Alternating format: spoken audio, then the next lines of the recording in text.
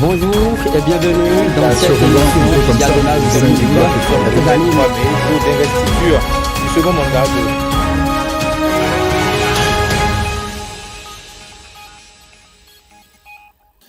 de... Bonjour à tous, c'est une thèse de doctorat qui continue de raviver les flammes de la polémique sur la toile. Le 10 novembre 2021, Florent Eustache-Ressou a soutenu sa thèse en socio-anthropologie sur la représentation sociale de la sorcellerie asée chez les Fonds au sud du Bénin. Au-delà de l'amalgame et bien entendu des polémiques suscitées ça et là, nous évoquons la portée scientifique de ce travail de recherche au bout de quelques années mené par l'impétrant. L'auteur est bien entendu sur ce plateau, Dr Florent Eustache-Ressou. Bonjour. Bonjour. Merci de répondre à notre invitation. C'est moi. J'anime cette émission avec mon confrère Paul Danogbe. Paul, bonjour. Bonjour Joël Chogbe. Bonjour docteur. Bonjour. Vous avez soutenu le mercredi 10 novembre dernier votre thèse doctorale sur le thème les représentations sociales de la sorcellerie chez les Fonds du Sud. Qu'est-ce qui vous a poussé à opter pour ce choix quand on sait que la sorcellerie fait partie d'un des plus grands sujets tabous au Bénin? Merci beaucoup, c'est une grande question. Il fallait y aller. Moi, je dois dire que mon père est mort de sorcellerie quand j'avais 3 ans. Enfin, j'ai été orphelin de père à 3 ans. Mon père, quand j'ai grandi, m'a dit que mon père est mort à 35 ans et que c'est les sorciers qui l'ont tué. Et c'est depuis que j'ai commencé à réfléchir pour voir, quelle est cette affaire? Est-ce qu'il ne faut pas chercher ce que c'est? J'ai évolué normalement, j'ai fait lettres modernes, ensuite j'ai fait un DEA en socio-anthropologie et il fallait trouver un sujet de thèse. Et je me suis mis à chercher aussi parce que lorsque les gens soutiennent leur thèse, on n'en fait rien. Peut-être même en socio-anthropologie, on dit qu'il y a trop de soutenance et tout, on soutient. J'ai dit, mais il faut que je trouve un sujet qui pourra remuer l'univers.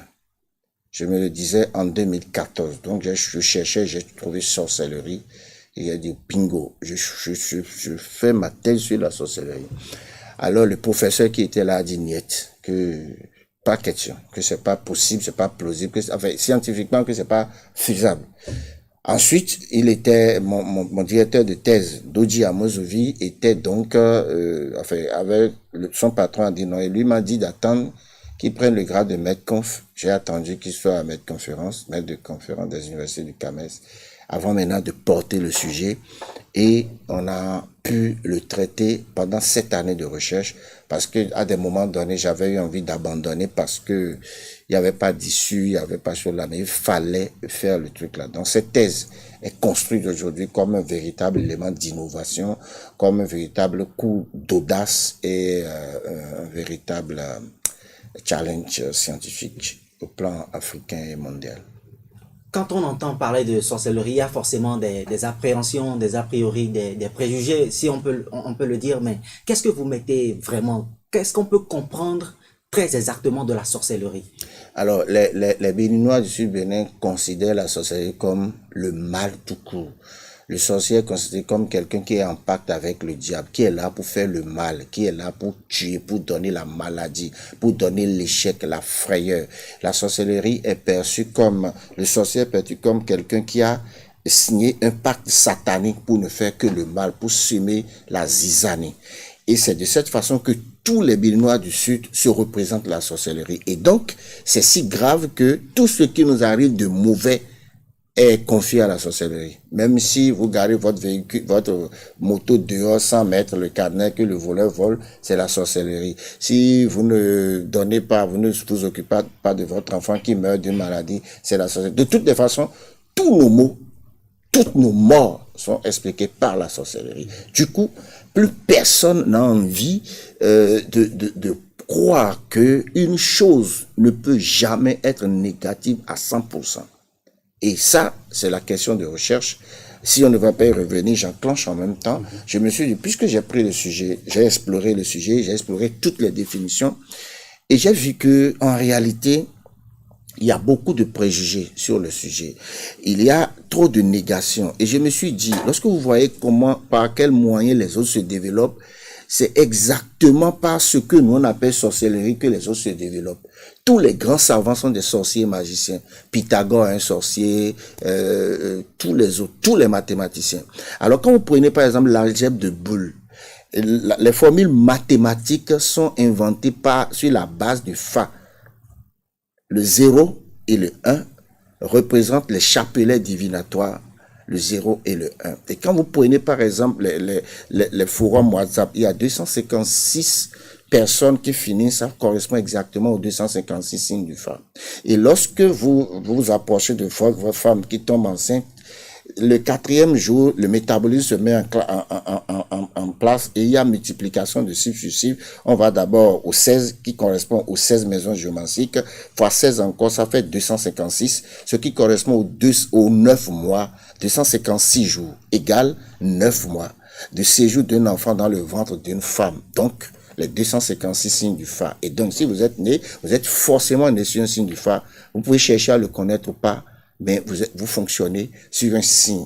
Et lorsque vous êtes au fait de votre culture, vous allez chercher à le savoir. C'est pour ça que lorsque vous rencontrez une femme, vous consultez le Fa pour dire, est-ce que je peux épouser cette femme-là? Lorsque vous voulez faire un enfant, qu'est-ce que cet enfant sera? Et puis l'enfant connaît une initiative, parce que nous sommes dans un pays, dans un continent purement initiatique, de caste, de classe, etc. Alors, donc, les bases du développement des autres, c'est ce que nous on appelle sorcellerie. C'est-à-dire que tout ce que nous savons faire qui peut évoluer, c'est donc noirci par le blanc, parce que les blancs ont complètement renversé la vapeur, parce que la plus grande civilisation du monde, c'est l'Égypte. La civilisation noire. La race noire est la base, est la race mère, mais aujourd'hui les choses ont été tronquées et tout ce qui est noir aujourd'hui est satanique et diabolique. Ils ont même dit qu'ils ne peuvent pas comprendre que Dieu ait mis quelque chose de bon dans un corps noir. À partir de ce moment-là, toutes nos inventions sont considérées comme de la sorcellerie. Et c'est pour ça que le thème sorcellerie est noirci, complet. Si tu dis source, avant de dire lerie, c'est que tout le monde est déjà parti. Or, c'est là que se trouvent les plus grands savants. C'est là que se trouve une batterie de sciences qui se manipule pour atteindre des résultats extraordinaires. Regardez le téléphone portable, c'est la sorcellerie du blanc. Et quand vous regardez même, quand vous lancez un truc et que le téléchargement est en cours, vous allez voir un cercle qui tourne. Lorsque le boucan veut consulter le Fa, il jette son chapelet divinatoire, il tourne le chapelet, crée le cercle pour pouvoir faire la connexion entre ici et Fetomain. C'est pour ça que le Fa s'appelle Fa Aïdéquin. Fa Déquin, D en fond veut dire ici. Donc, la terre. Et donc, le bokonon que des gens peuvent abusivement appeler sorcier aussi, je ne l'appelle pas sorcier, c'est un babalao, c'est un initié au Fa qui peut manipuler la géomancie pour savoir ce qui s'est passé hier, aujourd'hui et demain. Et donc, lorsqu'il jette son chapelet divinatoire, il entre en connexion avec le créateur Dieu, parce qu'il est le messager de Dieu sur terre. Et lorsque vous êtes sur terre, que quelque chose, vous ne comprenez pas quelque chose, Dieu a mis tout sur vous pour que vous puissiez le savoir à travers ces babalao que les religions importées nous ont foncièrement interdit. Alors, très bien. Alors, Florent Eustache Ressou, je vous ai suivi exprès, vous avez exploré, exposé, et bien entendu, donc, ce qu'on peut concevoir. Le rapport du Béninois par rapport, donc, avec la sorcellerie. La question qui me vient à l'esprit, vous l'expliquez tellement bien qu'on vous a attribué le titre de docteur en azétologie, docteur en sorcellerie. Êtes-vous sorcier vous-même? Non, je ne peux pas être sorcier. Si je suis sorcier, je ne peux pas faire le travail scientifique. Ça veut dire que je vais être lié à une secte, je vais être lié à une confrérie. Et donc, je n'aurai plus, parce que c'est des gens qui sont liés par le silence. Lorsque tu es initié, tu ne peux pas te mettre à parler. C'est comme d'autres sectes, c'est comme d'autres ordres. Lorsque tu es dedans, tu ne peux pas venir publiquement même appeler le nom. C'est pas possible. Donc, ce qui m'a laissé la liberté de faire mon travail, c'est que je ne suis pas initié. Et les premiers initiés m'ont dit, si tu dois faire un travail de recherche sur ça, n'entre pas dedans, parce que si tu entres dedans, c'est que tu vas être coincé dedans. Donc, je suis resté complètement en marge et cela explique mon sujet. Mon sujet, ce n'est pas comment est-ce que les gens mangent la viande là-bas, comment ils vont dans l'Iroko, comment est-ce qu'ils volent, non. Mon sujet, c'est les représentations sociales. Ça veut dire quoi? Ça veut dire le Béninois lambda, le journaliste, la vendeuse de tomates, comment est-ce qu'il se représente? Ça, c'est ça mon travail. Et j'ai découvert qu'il y a beaucoup de préjugés. Ceux qui sont dedans n'en parlent pas du tout. Et ceux qui ne sont pas dedans parlent beaucoup et que c'est un sujet très complexe. J'ai découvert par hypothèse que dans un premier temps, il y a des représentations sociales, il y a des discours qui expliquent la sorcellerie. Donc j'ai traqué ces discours-là pour les analyser. Ensuite, j'ai abouti au fait que la sorcellerie, en fait, n'est qu'une batterie de connaissances qu'on peut utiliser pour le développement. Alors, très bien. Alors, pour évoluer rapidement un peu dans cette émission. Donc, pour ne pas oublier, oui. Donc il n'y a pas de docteur en azétologie, je ne suis pas azétologue. Et puis, il n'y a pas de doctorat en sorcellerie. Donc, je ne suis pas docteur en sorcellerie. Je suis docteur en socio-anthropologie du développement. Parce que la question est de savoir comment déconstruire toutes ces pensées négatives et les mettre au service de notre développement finalement. Il faut que les intellectuels commencent à oser. J'ai osé, et c'est vrai que je prends beaucoup de coups, mais il fallait le faire. Il faut que des gens commencent. Vous m'offrez là un boulevard de la transition, docteur Florent Eustache Ressou. Comment vous voulez déconstruire cette bactérie d'idées négatives si vous ne créez pas justement votre école? Vous avez dit, vous allez créer très prochainement une école, j'ose dire, qui travaillera sur la sorcellerie. Oui, sur la sorcellerie, vous avez bien dit. Oui. Vous savez ce qui s'est passé? Il y a eu une manipulation terrible dans le truc là. C'est juste quand j'ai pris ma touche que j'annonçais. Parce qu'aujourd'hui, il faut faire des thèses, projets. Lorsque vous faites une thèse et que ça ne sert à rien, vous faites la thèse, vous déposez dans votre tiroir et vous commencez à chercher du boulot, c'est pas sérieux. Il faudrait que désormais les thèses nous amènent à apporter quelque chose pour le développement. Donc, les Sud-Africains ont créé une école de sorcellerie. Donc, je dois aller explorer ça bientôt. Mais j'ai dit, ma thèse a découvert un certain nombre de sciences. Je peux en citer 5 ou 6. Par exemple, le Fa. Le Fa est une discipline, c'est une science reconnue par l'UNESCO aujourd'hui et c'est manipulé dans le domaine. Quand vous prenez le Bo, il y a la boologie qui est une science. De Jean-Marie Akpovo, c'est manipulé dedans parce que c'est la ruse de la réalité, c'est comme ça il l'appelle. Quand vous prenez l'indicamétrie, c'est une science qui tient compte de l'invisible de l'homme. Et ça a été inspiré par Édouard Glissant, le poète qui disait que l'univers est fait du monde du visible et de l'invisible. Et que si l'Afrique ne se développe pas, c'est qu'il y a une primeur qui est accordée au visible au détriment de l'invisible. Donc, notre développement doit forcément explorer l'invisible. Cela explique également l'une des motivations de ma thèse. Quand vous prenez la loi de la métamorphose dit que un individu ou une chose peut changer de forme totalement en quittant une forme A et revenir à une forme Z sans cela. C'est ça qui explique que des dames sont oiseaux et puis ça devient femme. Tous les hommes ont la capacité de manipuler la loi de la métamorphose, c'est-à-dire que Dieu nous a donné à tous. Et c'est en cela que chacun de nous est un sorcier qui s'ignore. On est corps, on est âme, on est esprit. Donc les gens ont la possibilité de sortir l'un de cette histoire. Et quand vous prenez certaines religions, certaines sectes, ils font le voyage hors du corps à travers de simples exercices et je crois qu'ils en tirent ce qu'ils en veulent parce que cela. Donc, ce sont des sciences qui existent. Quand vous prenez l'onirisme, c'est la science des rêves. Et aujourd'hui au Bénin, il y a des gens qui ont des rêves, on les appelle quand ils rêvent, ce qu'ils ont vu là, ça se passe toujours. C'est-à-dire que quand ils disent que j'ai rêvé et tu es mort, telle est morte, telle personne est morte, c'est que la personne commence en même temps à écrire son truc là. Donc ces gens-là sont considérés comme des sorciers au Bénin. Alors que en Europe, c'est des gens qui sont considérés comme des gens très normaux, qui sont véritablement aptes à pratiquer l'onirisme. Il y a la physique quantique, il y a la loi de l'analogie, il y a la loi du karma, il y a la loi du dharma, il y a les principes, il y a les éléments. Donc c'est tout ça qui sont des choses que nous devons enseigner. Il faut que nos enfants, nos jeunes aujourd'hui savent qu'est-ce que c'est que le phare, qu'est-ce que c'est que l'onirisme, qu'est-ce que c'est que la métempsychose, qu'est-ce que c'est que l'analogie, qu'est-ce que c'est que l'hypnose. C'est tout ça que, avec initiation, celui qui est appelé sorcier manipule pour atteindre ses objectifs. Et donc, lorsque vous apprenez ça de façon scientifique, vous avez une qualité d'homme qui fait que vous ne pouvez ni être victime d'un sorcier, ni être bourreau d'un être humain, puisque votre batterie mentale, votre égrégore, votre vibration est suffisamment positive pour que vous ne fassiez du mal à personne et que personne n'arrive à vous faire du mal. Docteur Florent Eustache-Ressou, vous avez cité un certain nombre de sciences, un certain nombre de facultés que vous entendez bien sûr enseigner dans l'école que vous comptez bientôt ouvrir. Mais quelle sera très exactement la plus-value que cette école va apporter au Bénin en termes de développement? Oui, développement personnel. Parce que pour moi, la sorcellerie, c'est le développement personnel. Qu'est-ce qui fait que les Américains sont en avance sur nous? C'est le développement personnel.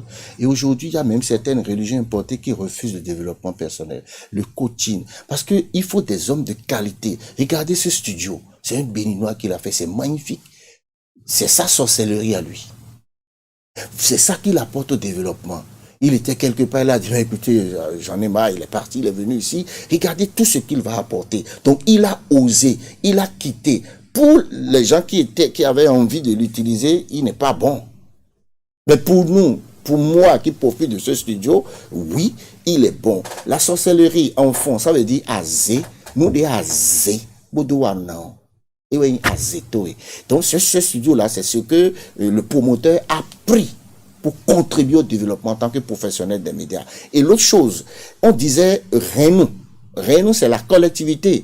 Mais la sorcellerie, c'est ce qu'on a pris pour nos Renou. C'est-à-dire que ceux qui avaient ces gens qui gardaient leur bouche, et ça travaille même à la régulation de la société, puisque c'est une batterie aussi de secrets qui se manipulent pour réguler la société. Mais aujourd'hui, avec tout ce qui nous tombe là-dessus, eh bien, c'est dans la rue, c'est partout, c'est des gamins, etc., etc. Et donc, on jette l'opprobre sur nos cultures. Nous n'avons plus d'identité. Toute notre identité est... Regardez, par exemple, vous deux, vous êtes en costume. Excusez-moi, je suis très embêté. J'aurais voulu voir en bomba, mais vous n'allez pas le faire parce que c'est dans votre tête clairement que c'est quand on est en costume qu'on est beau. Nous avons échoué. Et même au niveau supra, tout le monde est en costume. Regardez les Ghanéens. Quand vous allez au Ghana, quand vous allez au Burkina Faso, Thomas Sankara a imposé de façon tanfanie. Et c'est un gros truc de développement. Notre sorcellerie sera de dire, nous pas tisser. Ce que nous produisons, notre coton doit être fait ici et cela. Mais lorsque nous branchons sur la philosophie de l'autre qui pense que c'est ce qui vient de l'ailleurs qui est cela. Regardez les Chinois. Les Chinois n'ont pas de religion. Mais aujourd'hui, nous, tous les dimanches, nous sommes tous à l'église. Les sorciers y compris. Vous voulez qu'on se développe quand? Alors, Florent Eustache-Ressou, est-ce que ce n'est pas une vision trop simpliste que de ramener la sorcellerie à des habitudes culinaires, habitudes vestimentaires et tout ça? Est-ce que c'est à réduire à une philosophie simplement? Non, vous ne m'avez pas compris alors. On n'est pas en phase. Je n'ai pas ramené la sorcellerie à des trucs culinaires. J'ai dit que le mot sorcellerie est un mot chargé idéologiquement. C'est dans le dictionnaire qu'on a les explications du mot sorcellerie. Est-ce qu'il y a un dictionnaire fond qui vous a expliqué ça? On dit nous bouteau, on dit tellement de choses que finalement c'est quoi? Personne ne sait ce que c'est. Alors donc, je ne réduis ça à rien du tout, mais nous parlons français. Et celui qui a défini la sorcellerie ne lui a donné que des sens négatifs. Mais quand on revêt ça dans le contexte béninois, c'est quelque chose qui sert à quelque chose. Ça a son utilité. Ça a son utilité. Ok. Donc, vous n'allez pas me dire que je vais continuer à croire, à prendre la définition du blanc en tant qu'intellectuel, en tant que chercheur africain, aguerri et prêt à savoir ce qu'il faut pour le développement de mon pays. Je me dois de déconstruire l'aspect négatif de ce concept-là pour voir de près si on ne peut pas, avec la même qualité. Le sorcier, c'est quelqu'un qui a une dimension, c'est un inventeur, c'est un créateur, c'est quelqu'un qui établit le lien entre deux choses qui sont normalement inconciliable. Alors, pourquoi est-ce que nous n'allons pas le faire? Le téléphone portable, quand vous voyez, ses racines sont en Afrique. Et on a dit que des gens sont capables de monter sur une brique et de regarder ce qui se passe à Paris. Qu'est-ce qu'on en fait? Donc, je ne réduis la sorcellerie à rien du tout, mais je me dis que si on regarde ça de très près, on doit pouvoir trouver des mécanismes pour un petit brin de positivité, pour une petite lumière pour le développement, parce que il y a également, quand vous prenez par exemple la magie fait penser à Prométhée, qui est un personnage de la mythologie grecque, qui allait voler le feu. Et c'est parce que Prométhée a volé le feu que les humains ont commencé par faire le feu pour eux-mêmes. Le feu symbolise la lumière, donc le développement. Qu'est-ce que nous faisons? Quel est notre feu? Pourquoi est-ce que nos feux doivent être cachés dans cette obscurité opaque? Je crois que moi, ma thèse n'est qu'une ouverture du débat. J'ai défendu la thèse selon laquelle la sorcellerie est un concept chargé de mauvais anthropologues. Parce qu'ils sont allés jusqu'à dire que ils ne comprennent pas que Dieu a créé des Noirs. Alors que la race de base, c'est nous. Et eux, ils sont devenus blancs parce qu'ils sont restés dans des endroits, parce que tapés par le climat et les intempéries. Mais ils considèrent que nous, on est des sorciers noirs, et tout ce qui est noir, donc le noir signifie négation, Satan diabolique. Et quand vous regardez la représentation de Satan dans tous les livres, c'est un noir avec des cornes, jamais blanc. Ça effraie. Ça effraie. Justement, docteur, pendant qu'on y est, vous avez certainement lu sur les réseaux sociaux, tout comme nous, un test qui a circulé et qui a décliné la sorcellerie en 41 formes. Qu'est-ce que vous en dites? Je n'en sais rien. Ce test vous a même été associé? Ça m'a été attribué. Il y a même un collectif de gens que je ne vais pas nommer qui a carrément mis mon nom là-dessus. Je n'en sais absolument rien. D'abord, c'est des incongruités, c'est con et c'est niais. Et ils ont annoncé 41 formes de sorcellerie. Mais quand vous lisez, ça ne fait même pas 36, 37. Et quand vous lisez aussi le truc, puisque on me l'a balancé, j'ai lu, comme tout le monde, mais l'univers croit que c'est moi qui ai fait ça, non. Parce que si je le fais, ça n'a pas de sens. Je veux déconstruire quelque chose, donc je peux pas encore aller en profondeur de ces choses-là. Je suis passé rapidement sur la sorcellerie. J'ai dans ma thèse que je vais lancer le 19 décembre à Révier, dans ma maison, sur mon espace culturel, puisque tout le monde doit lire ça. J'ai détecté la sorcellerie dans tous les domaines d'activité. La sorcellerie est dans la Bible, la sorcellerie est dans le Coran, la sorcellerie est dans les usines, dans la maison, partout, même dans le sport, on parle de sorcellerie. Mais finalement, ça sert à quoi? Est-ce que nous allons nous croiser les bras et dire c'est satanique, c'est diabolique? Qu'est-ce qu'on en fait? Pourquoi est-ce que les entraîneurs noirs, les entraîneurs toubabs qui sont en Afrique, on les appelle les sorciers? Quand on dit tel entraîneur, c'est le sorcier blanc, bien là, on ne trouve pas d'inconvénient à ça. Mais dès qu'on dit X c'est sorcier, on fait cela. Alors, quelle est l'exploitation que nous allons faire de ce mot pour que ça puisse nous profiter? Je crois que c'est le débat que j'ai ouvert. J'ai juste ouvert un pan. Je crois que, et tout ce qui s'est passé, c'est intéressant. Je dois vous dire que je suis comédien humoriste et que tout ce qui s'est dit de négatif sur ma thèse sur le net sera transformé en un spectacle d'humour le 3 janvier prochain qui va s'intituler Sorcellerie. D'accord. Alors, Florent Eustache-Ressou, vous avez, au détour d'une sortie médiatique, lancé un autre débat sur, l'appareil génital de la femme qui serait le siège de la sorcellerie. Là encore, beaucoup n'ont pas compris. Oui, en fait, je ne vais même plus me répéter, je vais juste citer Rabitan. Rabitan a dit que cette affirmation est vraie parce que comment on appelle le sexe de la femme? On dit chatte. Ta chatte. Mais le chat, c'est l'animal, à part le hibou, c'est l'animal numéro 2 de la sorcellerie. C'est ça que Rabitan a dit. C'est pas moi qui ai dit. Donc c'est à explorer. Deuxièmement, lorsque le voyage du corps doit s'effectuer, la femme, c'est par là que la femme sort. C'est par ce lieu que la femme donne la vie. Et c'est par en ce lieu aussi qui est le lieu par excellence de ce que je ne veux pas dire. Et quand vous faites vos enquêtes, lorsque 10 hommes meurent,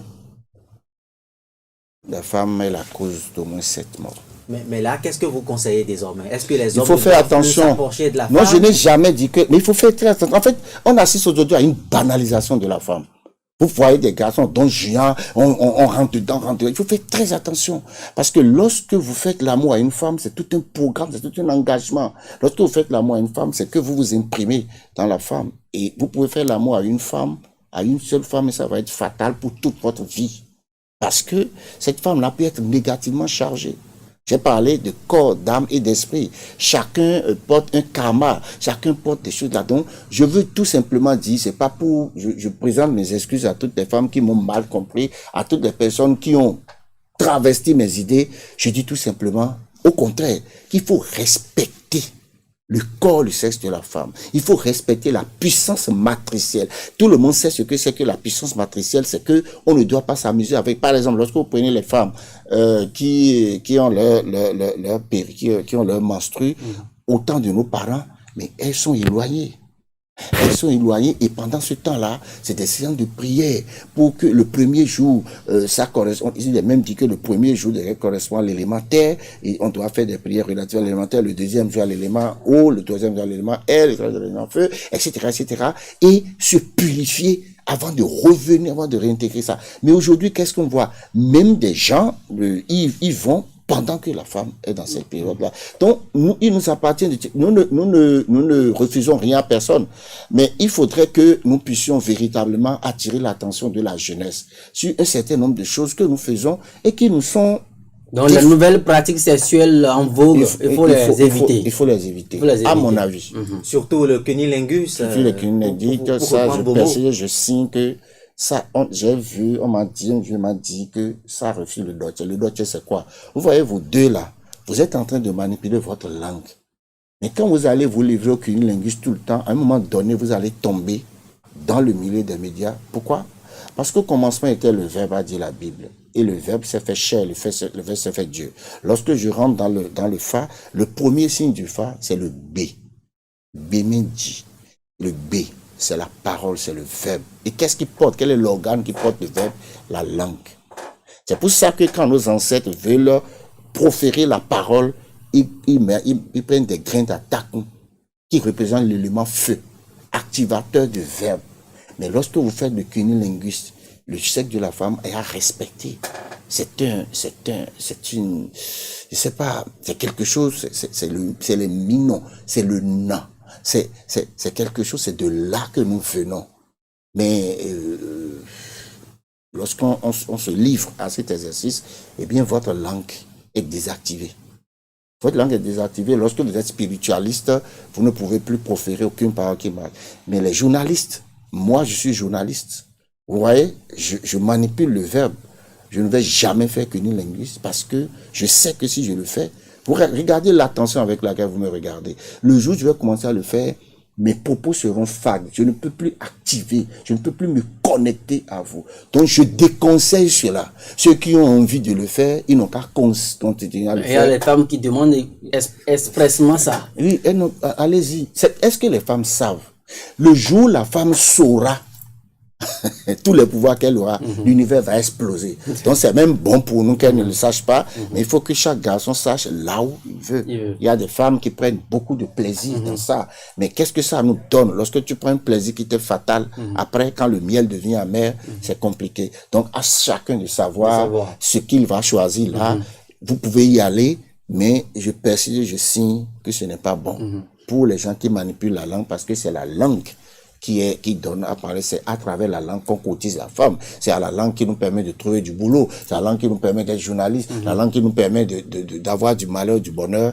Et de communiquer, donc d'exister tout simplement. D'exister tout simplement. Donc, nous ne devons pas nous livrer à des actions qui la dévalorisent. Merci à vous, Dr Florent Eustache Ressou. Je rappelle que vous avez soutenu le 10 novembre dernier votre thèse sur la représentation sociale de la sorcellerie azé chez les Fonds au sud du Bénin. Vous étiez donc sur ce plateau pour déconstruire avec nous tout ce concept-là idéologiquement chargé de négation et travesti d'ailleurs donc par la philosophie occidentale. Vous avez donc conseillé essentiellement les jeunes sur ce plateau afin que on puisse conserver la sacralité donc de la parole à travers donc la langue pour pouvoir continuer donc par avoir le Dutch, si je me rappelle bien. Exactement. Merci à vous, Paul Damagbe. Merci, Joël Tchobé. C'est la fin de cette émission spéciale diagonale consacrée donc à cette problématique donc sur la sorcellerie. On se retrouve très prochainement. À très bientôt.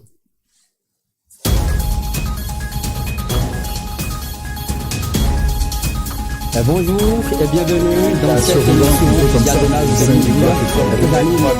d'investiture du second mandat de